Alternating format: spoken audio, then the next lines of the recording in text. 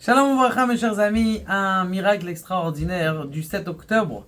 Il y a un juif qui est rentré dans une synagogue à Beit Vagan.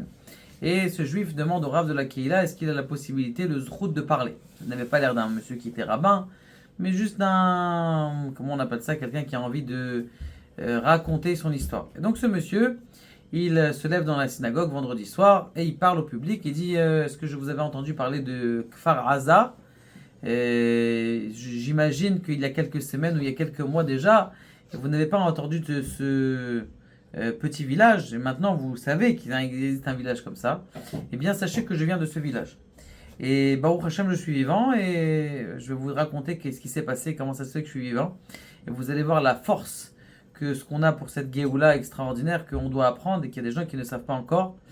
Et on va essayer de le dévoiler au maximum. Et il dit comme ça, il dit que j'étais la veille de Rosh Hashanah. Et la veille de Rosh Hashanah, j'étais dans la rue. Comme vous le savez, les gens de Kfar Aza ne sont pas forcément religieux ou dans la Torah.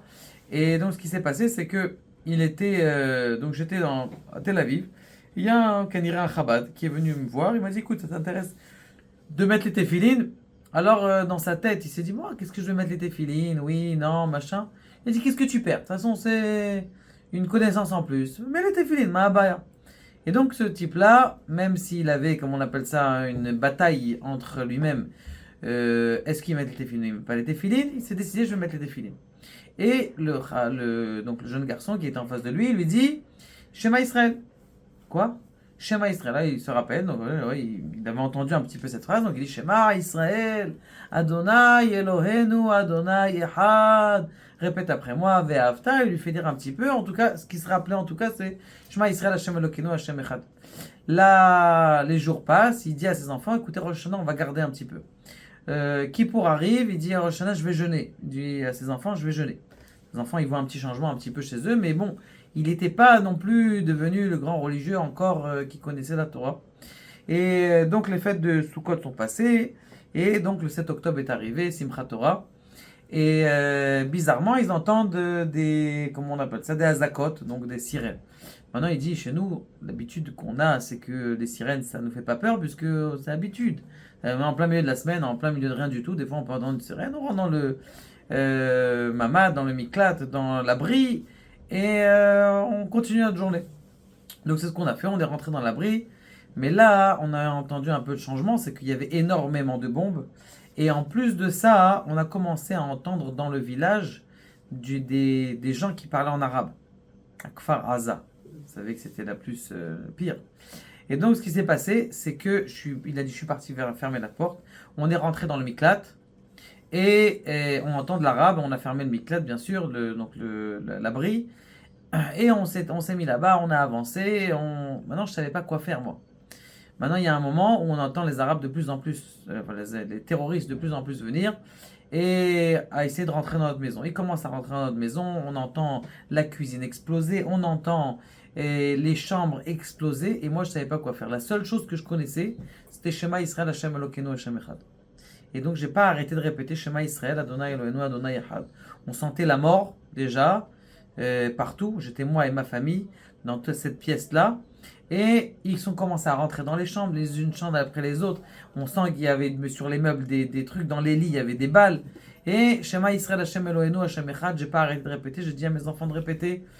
Et ils passent devant la porte, comme s'ils ne voyaient pas la porte du Miklat, comme s'ils n'avaient pas ouvert. Alors qu'elle n'était pas fermée, elle était bloquée, c'est vrai, mais ils n'ont même pas essayé d'ouvrir. Comme si la porte n'était pas là. Et moi, je répétais Shema Israël, Adonai Eloheinu, Adonai Echad. Ils sont partis, l'armée est arrivée que 24 heures plus tard pour nous libérer. On avait un petit peu à manger, on n'avait pas le cœur de manger. Et puis après, on s'est rendu compte qu'est-ce qui s'était passé une fois que l'armée est arrivée. Et Baruch Hashem, je suis là pour vous raconter. Pour vous dire que, comme il dit le Zohar Kadosh, il dit qu'à la fin des temps, on sait très bien que personne n'est Zakai, que le Mashiach il va venir, même si on n'est pas méritant. Puisque aujourd'hui, il n'y a personne qui dit que je n'ai pas fait de faute ou qui a fait Teshuvah à 100%. Chacun, il a fauté un petit peu. Maintenant, il y a une chose qu'on doit savoir. Il y a une chose qui est très importante. C'est quoi? De savoir l'unicité d'Akadosh Baruch Hu. L'unicité du Dieu. Qu'Akadosh Baruch Hu, il est unique. Shema Israël Adonai Eloheinu Adonai Echad.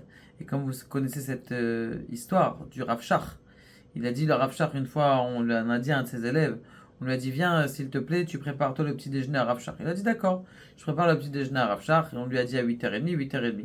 Le Rav Shach, tout était prêt, l'omelette était prête, et la salade était prête, mais Rav Shach, il n'a pas dit qu'il voulait manger encore. Et comme ça, il continue à étudier jusqu'à 9h. Alors il pose la question à Rav, on m'a dit qu'à 8h30 vous mangez, comment ça se fait?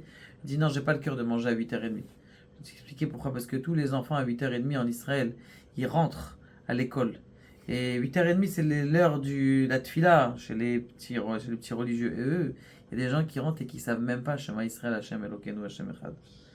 D'ailleurs, il y a eu des histoires qu'on a racontées qui ont des gens qui ont commencé à allumer les bougies de Shabbat. Ils ont demandé, après le 7 octobre, ils ont demandé est-ce que, maman, pourquoi tu allumes des nourrices de Shabbat? On est juifs, les enfants. Il y avait des enfants qui ne savaient pas en France qu'ils étaient juifs. Merci de diffuser, de vous abonner et qu'Akadosh Baruch Hu, Bezrat Hashem, bénisse les juifs.